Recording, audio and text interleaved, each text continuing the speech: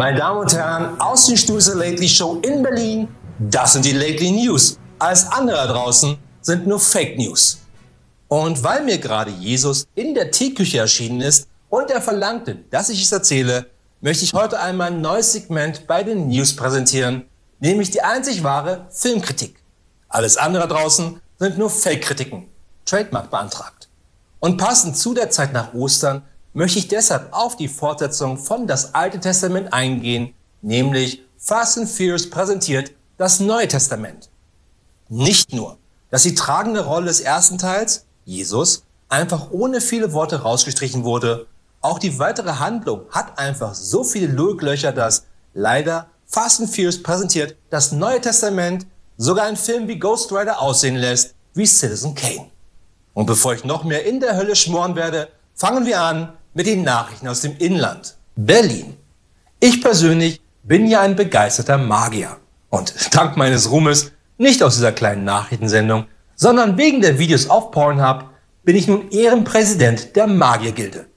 Und dort bin ich jetzt nicht nur für die Schnittchen bei den Magiertreffen verantwortlich, sondern darf auch immer alle Taubenkäfige sauber machen und die Magierumhänge alle anderen aus der Wäscherei holen. Quasi bin ich schon fast auf einem Level von Gandalf.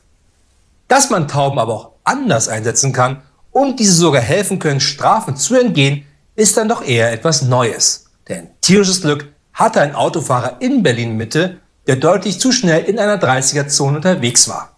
Nur war sein Blitzerfoto ungültig, da genau in diesem Augenblick eine Taube durch das Bild flog und dadurch sein Gesicht verdeckte. Somit haben sich die knapp 250.000 Euro, die er in den Jahren ausgegeben hatte für das Trainieren der Taube und die unzähligen Blitzerfotos, auf denen das Timing zwischen ihm und der Taube noch nicht funktionierte, dann doch am Ende ausgezahlt. Yes! 35 Euro Strafe gespart. Hannover. Oft werde ich gefragt, was ich denn gegen Hannover habe. Nicht viel, denn Hannover ist ziemlich keimresistent.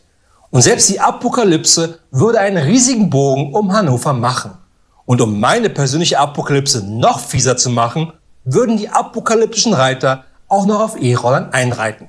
Und selbst der letzte Hipster wäre dann bereit für das letzte Abendmahl ein veganer Haselnuss-Kürbis-Avocado-Smoothie. Als ob die Apokalypse nicht schon schlimm genug wäre. Okay, man könnte sie auch in Bielefeld erleben. Oder in Polizeiverwahrung. Wie ein E-Rollerfahrer in Hannover, weil er mit mehr als 2 Promille versuchte, vor der Polizei zu flüchten, nur um dann direkt einen Streifenwagen zu rammen. Dazu muss man aber sagen, dass der E-Rollerfahrer versuchte, zwischen 2 Streifenwagen hindurchzufahren, was dann auf der Motorhaube des einzigen Polizeiautos, das es wirklich gab, endete. Meine Herren, wer hätte gedacht, dass Oliver Pocher eines Tages auf der Motorhaube eines Polizeiautos enden würde? Also ich tippte ja beim Büro-Bingo ehemalige Y-Promis auf, selbst erdrosselt nach dem Angucken seiner eigenen Comedy-Tour. Aber auch nur so knapp daneben. Kommen wir nun zu den Nachrichten aus dem Ausland. Moskau. Computer sind mittlerweile überall. Haben wir früher noch unser Essen online gestellt für ein paar Likes, machen das heute unsere Geräte mit Bildern von uns. Vermutlich lachen sie uns dabei sogar aus, wie mein Roomba immer. Wen IT-Geräte definitiv nicht auslachen werden, ist Wladimir Putin, den man hier sehen kann, wie er auf die Frage reagiert, wer denn die US-Wahl auch dieses Jahr manipulieren wird. Eigentlich war bereits 2018 geplant gewesen, die russische IT-Infrastruktur auf eine spezielle Linux-Version umzustellen, damit russische Wahlen nicht manipuliert werden können. Also zumindest außerhalb von Wladimir Putins Büro natürlich nur. Doch wie schon zu Sowjetzeiten hapert diese Umstellung, sodass selbst Wladimir Putin noch heute Windows XP benutzen muss. Allerdings muss man dazu auch sagen, dass Wladimir Putin cybertechnisch trotzdem hervorragend aufgestellt ist. So schirmt ihn ein menschliches Schild aus sehr wenigen, vielleicht höchstens ein paar hunderten inhaftierten Dissidenten als menschliche Firewall ab. Und als Antivirus-Software zeigt Wladimir Putin seinem Rechner einfach ein paar seiner oben ohne Bilder. Das verschreckte sogar die Erpressersoftware WannaCry 2017 so sehr, dass sie ihm Lösegeld bezahlten. Barcelona. Drogenschmuggler kommen auf die seltsamsten Ideen, um Drogen zu schmuggeln. Ob Heroin in Kondomen, die verschluckt transportiert werden, oder Drogen in kleinen U-Booten an die Küste zu bringen. Ich persönlich würde es einfacher versuchen und die 300 Tonnen Kokain einfach über die DHL verschicken. Wenn dann doch mal der Drogenhund beim DHL-Paketboten anschlägt, hat der das Problem und nicht ich.